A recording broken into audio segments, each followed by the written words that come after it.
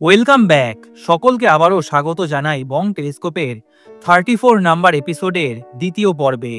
আজকের গল্প আগের পর্বের সরাসরি পরিণতি, তাই যারা আগের পর্বটি এখনো শোনেননি তারা দয়া করে প্রথম পর্বটা শুনে নেবেন, না হলে আজকের এই ভয়ঙ্কর ঘটনার শেষ পরিণতি আপনারা বুঝতে পারবেন না। চারজন মানুষ, এক অজানা গ্রাম আর এক পুরনো অভিশাপ। যক্ষিণী মোহিনীর সেই অভিশপ্ত গুহা আজ আবারও খুলেছে। ডক্টর অরিন্দম আর তার পুরো টিম মৃত্যুর মুখ থেকে ফিরে এসেছে, আর এইবার কেউই জানে না কে বেঁচে ফিরবে, কে প্রাণ হারাবে। তবে আজকের ঘটনাটি শুরু করার আগে আমি আপনাদের জানিয়ে দিই, আপনাদের যদি জীবনে কখনো কোনো ভৌতিক ঘটনা ঘটে থাকে অথবা আপনাদের বন্ধু বান্ধব আত্মীয়দের কাছ থেকে কখনো কোনো ভয়ঙ্কর অভিজ্ঞতা শুনে থাকেন, তাহলে সেটি আমার সাথে শেয়ার করুন। এই ভিডিওর ডেসক্রিপশন বক্সে আমি আমার ফেসবুক আইডি, ইমেল আইডি এবং ইনস্টাগ্রাম আইডি প্রোভাইড করে দিয়েছি। ওখানে গিয়ে আপনি আপনাদের ঘটনা আমাকে লিখে পাঠান।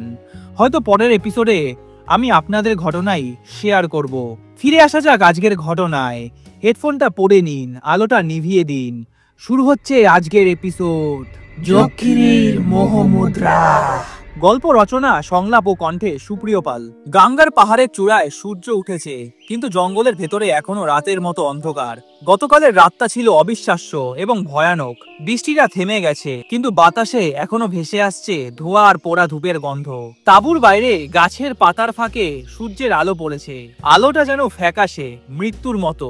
চারজনের মধ্যে কেউই ঘুমায়নি। অরিত্রর গলায় এখনো কাঁপুনি। ঋষভ শুধু বলছে, ওটা তো স্বপ্ন ছিল না, আমি স্পষ্ট দেখেছি মূর্তিটা নড়ছে। আর কাল রাতে ওটা কি ছিল? অরিত্র হালকা গলায় উত্তর দিল, এসব কথা এখন বলো না, নইলে আবার কেউ কিছু শুনে ফেলবে। ভোরবেলায় মুরগির ডাক শোনা যায়। গ্রামের পুকুর পাড়ে কুয়াশা গড়িয়ে পড়েছে। বুরুহান পুরোহিত এলেন তাদের তাঁবুর সামনে। গামছা দিয়ে মাথাটা মুছতে মুছতে বললেন, সকালে ভোজনের আয়োজন করেছি, তারপর আপনাদের নিয়ে একটু গ্রামটা ঘুরিয়ে দেখাবো। এই গ্রামেও অনেক কাহিনী লুকিয়ে আছে। চারজনেই ধীরে ধীরে পুরোহিতের পিছু নিল, কিন্তু দেখা গেল অরিত্র কিছুটা অন্যমনস্ক। মুখে এক অদ্ভুত ফ্যাকাশে ভাব, চোখের নিচে কালচে দাগ, আর মাঝে মাঝে যেন হঠাৎ পেছনে তাকিয়ে যাচ্ছে, যেন কেউ তাকে অনুসরণ করছে। ভোজনের জায়গাটা ঠিক মন্দিরের পাশেই, বড় অশ্বত্থ গাছের নিচে। পাতের ওপর ভাত, শাক, কুমড়ো আর মিষ্টি আলুর তরকারি। পুরোহিত হেসে বললেন, খাও বাবারা, কুবেরের কৃপায় সব পাওয়া যায়। তবে এখানে যারা আসে তারা বেশি দিন থাকে না। হঠাৎই দাইমা এসে দাঁড়ালো এক পাশে, মুখে একটা স্লান হাসি। রাতটা কেমন কেটেছে বাবারা? তনয়া চুপ করে তাকিয়ে রইল। একটু অদ্ভুত লেগেছিল, মনে হচ্ছিল কেউ তাঁবুর বাইরে হাঁটছে। দাইমা নিঃশব্দে মাথা নাড়ালো। ও ঠিক তাই ছিল, যক্ষিণী জেগে উঠেছে। এখন যেই আসুক ওর চোখ এড়িয়ে থাকতে পারবে না। ডক্টর অরিন্দম বললেন, আপনি বলেছিলেন যক্ষিণী গুপ্তধনের পাহারা দেয়, তাই তো? তবে যদি আমরা ফিরে যাই?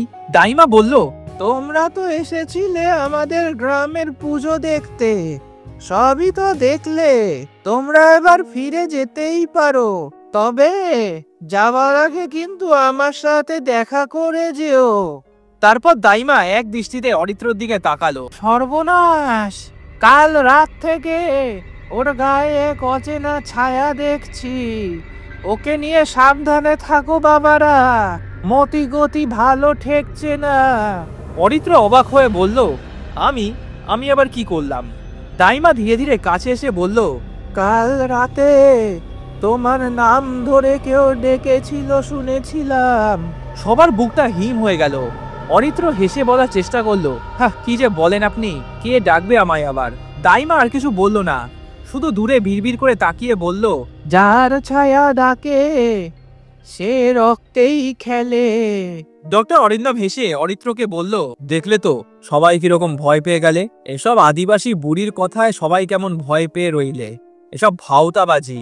আর কাল রাতে যেটা দেখেছি আমরা, সেটা কোনো আদিবাসীদেরই কাজ হয়তো।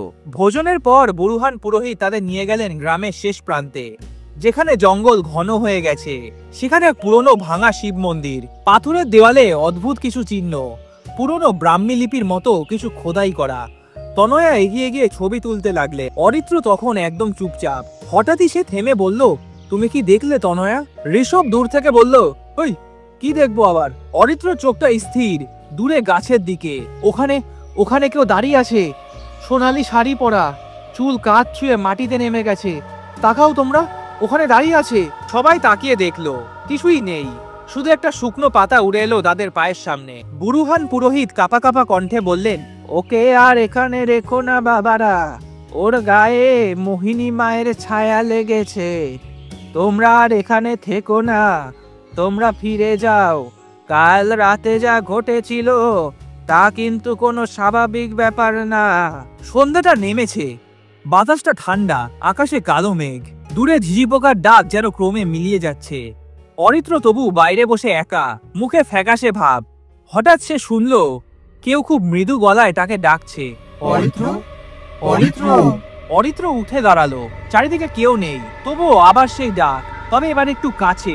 অরিত্র, আমার সোনা আমাকে ফেরত দাও অরিত্র, আমার সোনা আমাকে ফেরত দাও অরিত্র। ঋষভ তখন তাঁবুর ভেতরে ছিল, বাইরে শব্দ শুনে বেরিয়ে এলো, কিন্তু কেউ নেই, অরিত্রও নেই কোথাও। বাইরে চিৎকার শুনে ডক্টর অরিন্দম আর তনয়া বেরিয়ে আসলেন। আদিবাসীরা একত্র হলো, কোথাও অরিত্রকে খুঁজে পাওয়া যাচ্ছে না। অনেক খোঁজার পর তারা দেখলো অরিত্র সেই শিব মন্দিরের পেছনে পড়ে আছে, চোখটা খোলা, মুখে স্থির ভয়। অরিত্র মারা গেছে, গায়ে কোনো ক্ষত নেই, কিন্তু গলার নিচে একটা লাল আঙুলের দাগ, যেন কেউ জোরে গলাটা চেপে দিয়েছে। আর পাশে পড়ে আছে একটা সোনার মুদ্রা, পুরনো, মলিন, কিন্তু চকচক করছে চাঁদের আলোয়। দাইমা ধীরে এসে সেই মুদ্রাটাকে তুললেন, মুখে গম্ভীর স্বরে বললেন, আমি বলেছিলাম, বলেছিলাম, বলেছিলাম ওর সাথে কিছু আছে। ও রাতটা এখন গুহায় বাধা পড়েছে। তোমরা এখনই চলে যাও, এখনই চলে যাও। সেই রাতে কেউ আর কথা বলেনি। সকালটা গড়িয়ে বিকেল হলো, পুরো গ্রামটা যেন শ্মশানের মতো নিস্তব্ধ। একদিকে বৃষ্টি ভেজা মাটির গন্ধ, অন্যদিকে বাতাসে ভেসে আসছে করুণ ক্রন্দনের সুর। অরিত্র দেহ মন্দিরের আঙিনায় শুয়ে আছে, সাদা কাপড়ে ঢাকা। চারিদিকে ঘিরে আছে গ্রামবাসী, মুখে আতঙ্কের রেখা। বুরুহান পুরোহিত দাঁড়িয়ে বললেন, ওকে ওকে নিয়ে যাও বাবারা, যত দ্রুত সম্ভব এখান থেকে দূরে যাও। এখানে যারা থামে তারা আর ফেরে না। তনয়ার চোখে জল, কাপা গলায় সে বলল, ও তো আমার চোখের সামনেই ছিল, কিন্তু কিন্তু এক মুহূর্তে চলে গেল। ঋষভ পাশে বসে মাথা নিচু করে কাঁদছে। ডক্টর অরিন্দম মাটিতে হাত রেখে বিড়বিড় করছে, এটা কোনো দুর্ঘটনা না, কেউ একজন ওকে হত্যা করেছে, কিন্তু এই স্বর্ণ মুদ্রা পেল কোথায় ও? তনয়া বলল, স্যার, স্যার মনে নেই, ওই গুহার সেই দেবী মূর্তির সামনে ছিল এই মুদ্রা, ওখান দিয়ে ও তুলে এনেছিল। হয়তো আমরা কিছু দেখতেও পারিনি, হয়তো কিছু জানতেও পারিনি।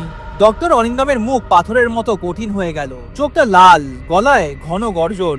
এই মৃত্যুর পেছনে অভিশাপ নয়, বিজ্ঞান আছে, কিন্তু আমি না জেনে ফিরবো না। আজ রাতেই আমি আবার যাব সেই গুহায়। দাইমা এসে দাঁড়ালো ডক্টর অরিন্দমের তাঁবুর সামনে। বাবারা, আজ রাত 12টা পেরোলেই দেবীর রাত্রি শুরু হবে। ওখানে গেলে কেউ কিন্তু বেঁচে ফিরতে পারে না। আমি বুরুহানের কাছ থেকে শুনেছি তোমাদের ঘটনা, তোমরা কাল রাতে ওখানে গিয়েছিলে। আর কোনো ভুল করো না বাবারা, যত তাড়াতাড়ি সম্ভব আজ রাতেই সব গুছিয়ে কাল ফেরত যাও। অরিন্দম ঠান্ডা গলায় বললেন, আমার একজন ছাত্র মারা গেছে, আমি জানতে চাই কে বা কি এর জন্য দায়ী। আপনারা ভয় পেতে পারেন, কিন্তু আমি না। তনয়া হঠাৎ চেঁচিয়ে উঠল, স্যার, স্যার আপনি শুনছেন না? আমরা আর কাউকে হারাতে পারবো না। ডক্টর অরিন্দম তাকালো মেয়েটার চোখে, তারপর মৃদু স্বরে বলল, তুমি যেতে না চাইলে থাকো, কিন্তু আমি আর যাবই। অরিত্রর চোখটা বন্ধ হয়েছিল, কিন্তু মনে হচ্ছিল সে কিছু দেখতে পেয়েছিল। আমি জানতে চাই সে কি দেখেছিল। ঋষভ গলা কাঁপিয়ে বলল, স্যার আমিও যাচ্ছি, ওর মতো আমিও জানবো সত্যিটা কি। তনয়া চোখ মুছে নিল, তাহলে তাহলে আমিও একা থাকবো না, যেখানেই যান আপনারা আমিও যাব আপনাদের সাথে। রাত প্রায় 12:30, জঙ্গলের দিকে হাঁটছে তিনজন, ডক্টর অরিন্দম, তনয়া আর ঋষভ। বৃষ্টির পর জমে থাকা কাদা পায়ে নিচে যেন চুপচাপ কাঁপছে। চারিদিকে শুধু ঘন অন্ধকার, মাঝে মাঝে দূরে শোনা যাচ্ছে পেঁচার ডাক। তনয়া মোবাইলের আলো জ্বালিয়ে বলল, স্যার এই পথেই তো গত রাতে আমরা এসেছিলাম, তাই না? অরিন্দম মাথা নাড়ালো, হ্যাঁ, আর ওই গাছটা, ওখানেই ছিল রক্তের দাগ। ঋষভ আলো ফেলতেই দেখা গেল সেই একই গাছের গায়ে এখনো শুকনো বাদামি রঙের ছোপ, কিন্তু আজ সেখানে এক টুকরো লাল ওড়না ঝুলছে। ঋষভ পিছিয়ে গেল। স্যার, স্যার, ওটা তো গত রাতেও ছিল না। ঠিক সেই মুহূর্তে জঙ্গলের ভেতর থেকে ভেসে এলো একটা হাসির শব্দ, একটা মহিলার হাসি, মিষ্টি অথচ ঠান্ডা। তারপর একটা ফিসফিস গলা, তোমরা আবার এলে, তোমরা আবার আমার প্রভুর গুপ্তধন দেখতে এলে। বাতাসটা কেঁপে উঠলো, আর দূরে দেখা গেল সেই গুহার মুখ। আজও সেই মুখটা জ্বলছে ফ্যাকাশে নীলছে আলোয়। অরিন্দম ফিসফিস করে বলল, এবার বুঝবো এই গুহায় কে আছে, মানুষ না অন্য কিছু। তিনজন এগিয়ে গেল। হাওয়ায় মন্দিরের ঘন্টা হঠাৎই নিচে থেকে বাজতে শুরু করলো। তনয়া চিৎকার করে উঠল, স্যার, স্যার চলুন না ফিরে যাই, আমার খুব ভয় করছে। আমি দেখবো, আমি জানবো কি আছে ওই গুহায়। আমাদের একজন ছাত্র মারা গেল, আর আমরা কিছুই করব না। তনয়া নিচু গলায় বলল, দাইমা বলেছিল মোহিনী দেবী আবার জেগে উঠেছে। ডক্টর অরিন্দ্র মৃদু হাসলো, ওসব কিছু না, গ্রামের কোনো আদিবাসী লোক ভূত সেজে আমাদের ভয় দেখাচ্ছে। এইটুকু কমন সেন্স নেই তোমাদের? তনয়ার চোখে আতঙ্ক জমাট বাঁধছে। তার টর্চের আলো বারবার কাঁপছে, যেন অন্ধকার নিজেই আলোর সাথে লড়ছে। বাতাসে এখনো একটা গন্ধ, পুরনো চন্দন, ধূপ আর পচা ফুলের মিশ্র গন্ধ। দূরে অন্ধকারে পাথরের মাঝে গুহার মুখটা দেখা যাচ্ছে। চাঁদের আলো তাতে পড়তেই মনে হচ্ছিল যেন সেটা একটা জীবন্ত মুখ, যে এখনো হাঁ করে তাকিয়ে আছে। তিনজন টর্চ জ্বালিয়ে ভেতরে ঢুকলো। প্রথমেই ঠান্ডা বাতাসের একটা ঝাপটা মুখে এসে লাগলো। দেওয়ালে প্রাচীন অক্ষরে কিছু খোদাই করা, তাতে লেখা ছিল, মোহিনী চক্ষুতে যিনি তাকান তিনি চিরতরে হারান। তনয়া ভয় পেয়ে গেল। এটা মানে কি স্যার? ঋষভ বলল, শান্ত থাকো, হয়তো এটা পুরনো সতর্কবাণী। তখনই দেওয়ালের ফাটল থেকে একটুখানি ফিসফিস শব্দ এলো, ফিরে যাও, ফিরে যাও, ফিরে যাও। তিনজন একসাথে ঘুরে তাকালো, কিন্তু কিচ্ছু নেই, শুধু ছায়া নড়ছে টর্চের আলোয়। ভেতরে আরো এগোতেই মেঝেটা ভিজে যাচ্ছিল, আর দেওয়ালে দেখা গেল কিছু প্রাচীন অশুভ চিহ্ন। গুহার একেবারে ভেতরে পৌঁছে তারা দেখলো সেই মোহিনীর মূর্তি, পাথরে খোদাই করা, কিন্তু আজ এতটাই জীবন্ত যেন মনে হচ্ছিল কেউ দেহে প্রাণ ঢেলে দিয়েছে। চোখ দুটি অদ্ভুত সবুজ হয়ে উঠেছে, যেন টর্চের আলোয় ঝলমল করছে। অরিন্দম এগিয়ে গিয়ে বলল, এই মূর্তি দেখে আমরা কাল ভয় পেয়েছি। সত্যি কোনো আদিবাসী লোক আমাদের ভয় দেখাচ্ছে, যাতে আমরা কুবেরের গুপ্তধনের সন্ধান না পাই। আর অরিত্রকেও ওরাই মেরেছে, আমি ওকে ধরেই ছাড়বো, তোমরা দেখে নিও। সে হাত বাড়িয়ে মূর্তিটা ছোঁয়ার চেষ্টা করলো। ঋষভ চিৎকার করে উঠল, স্যার, স্যার পেছনে তাকান, পেছনে তাকান স্যার। গুহার ভেতরে হঠাৎই একটা প্রতিধ্বনি, তোমরা আবার ফিরে এলে।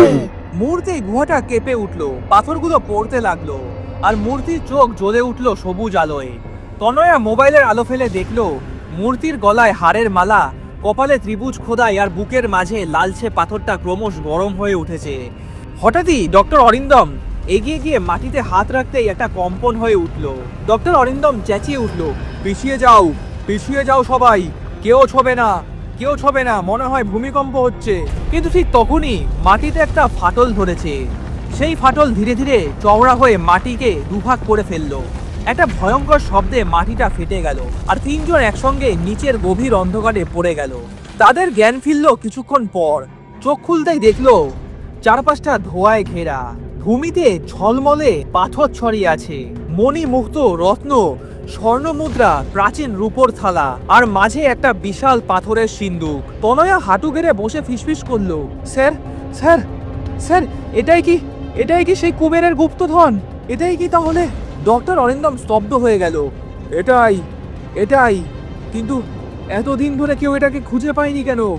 আমরা পেয়েছি, চলো চলো শিগগিরই চলো, গিয়ে দেখি। কিন্তু তার প্রশ্নের উত্তর মিলল সঙ্গে সঙ্গেই। তিনজনেই নিস্তব্ধ। হঠাৎই মাটির ওপরে গিজগিজ করে আওয়াজ হলো। চারিদিকে অসংখ্য সাপেরা নড়ে উঠল, কালো সবুজ রক্তচোখ সাপ, তাদের জিহ্বা বেরিয়ে কাঁপছে। সাপগুলো তাদের দিকে এগিয়ে আসছে। ঋষভ চেঁচিয়ে উঠল, পালাও, পালাও, এখনই পালাও। তারা দৌড়াতে লাগলো গুহার অন্য প্রান্তের দিকে, কিন্তু সাপগুলো তাদের চারিদিক থেকে ঘিরে ফেলছে। তনয়া কাঁপা গলায় বলল, স্যার, স্যার, আমরা বোধহয় এখনই মরবো আমরা। ঠিক তখনই গুহার ছাদ থেকে নেমে এলো একটা অদ্ভুত আলো, সবুজাভ আগুনের শিখার মতো আলো। যেটা ধীরে ধীরে মিলিয়ে এক নারীর অবয়বে রূপ নিল। তার পা মাটিতে ছুঁইছে না, হাওয়ায় ভাসছে।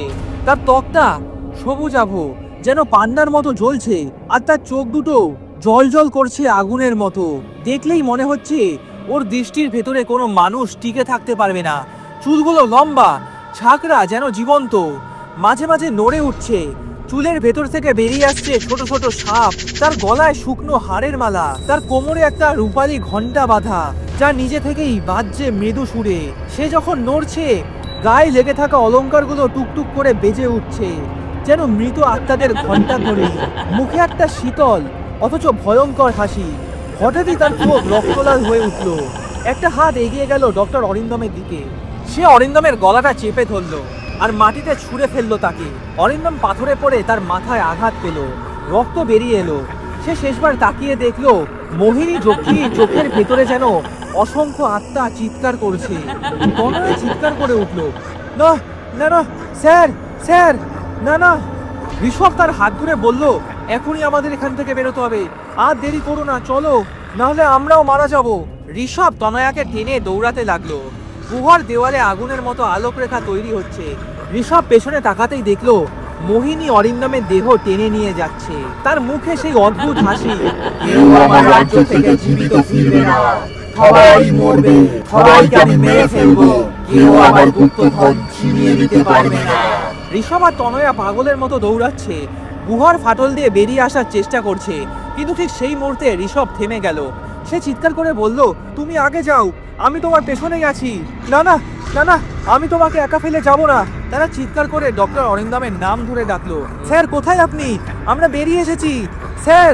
কিন্তু গুহার ভেতর থেকে শুধু একটা শব্দ ভেসে এলো, যেন কারো মৃদু হাসি আর একটা ঘন্টা ধ্বনি। সেকেন্ডের মধ্যে গুহার ফাটলটা হঠাৎই বন্ধ হয়ে গেল। মাটিটা নড়ে উঠলো একবার। গুহার ফাটলটা বন্ধ হয়েছে একটা বিকট শব্দে। সকালবেলা গ্রামের দিক থেকে সূর্য উঠেছে, পাহাড়ের গায়ে শালপাতা ঝরছে। বুরুহান পুরোহিত এসে বললেন, তোমাদের অনেক আগেই বারণ করেছিলাম, ওখানে যেও না। তোমরা আমাদের মিথ্যা বলেছো। তোমরা ওই গুপ্তধনের খোঁজেই এসেছিলে, আর তার পরিণাম তোমরা এখন পেয়ে গেছো। এখনই আমাদের গ্রাম ছেড়ে বেরিয়ে যাও, ভুলেও আর কোনোদিনও ফিরে আসবে না। আর আর খবরদার, আমাদের এই মোহিনী মায়ের কথা বাইরে যেন প্রকাশ না পায়, তাহলে দেবী তোমাদেরও ছাড়বে না, ছিঁড়ে টুকরো টুকরো করে দেবে। ওই গুহার মুখ বন্ধ হয়ে গেলে কেউ আর খুলতে পারবে না। ওরা যারা গিয়েছিল তারা আর বেঁচে নেই, সবাই এখনই ফিরে যাও। ঋষভ নিস্তব্ধ। তনয়া অচেতন অবস্থায় মাটিতে পড়ে আছে, সারা শরীরটা জ্বরে পুড়ে যাচ্ছে। গ্রাম জুড়ে তখন আতঙ্ক, কারো মুখে কোনো শব্দ নেই। একটা গ্রাম, একটা ইতিহাস, আর একটা অভিশাপ। কয়েক সপ্তাহ পর কলকাতা শহর, একটা কফি শপে বসে আছে তনয়া আর ঋষভ। বাইরে আলো ঝলমলে, কিন্তু তাদের মুখে কেবল ছায়া। কেউ হাসছে, কেউ কথা বলছে, কিন্তু তাদের মন পড়ে আছে যেন সেই পাহাড়ি গুহায়।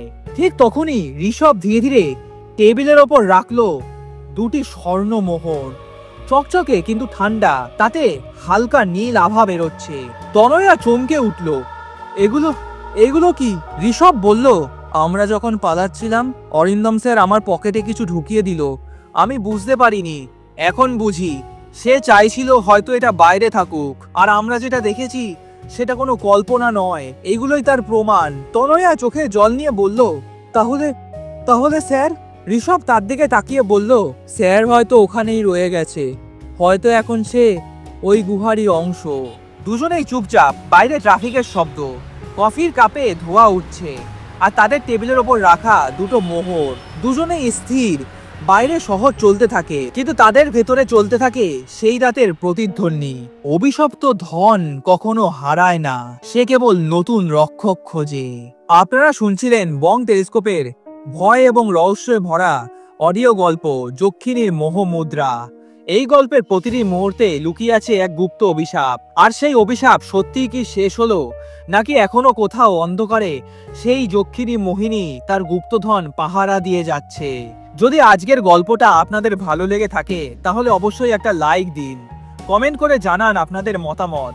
আপনার কি মনে হয় যক্ষিণী সত্যি অভিশপ্ত নাকি সে ছিল সত্যি কুবেরের ধনরক্ষক? আর ভুলবেন না এই গল্পটি আপনার বন্ধু এবং পরিবারের সঙ্গে শেয়ার করতে। আর হ্যাঁ, বং টেলিস্কোপ চ্যানেলটিকে সাবস্ক্রাইব করুন, কারণ পরের গল্পে আসছে আরো ভয়ঙ্কর, আরো রহস্যময় এক অভিশপ্ত কাহিনী, যেখান থেকে ফিরে আসা হয়তো সহজ নয়। ভালো থাকবেন এবং সুস্থ থাকবেন।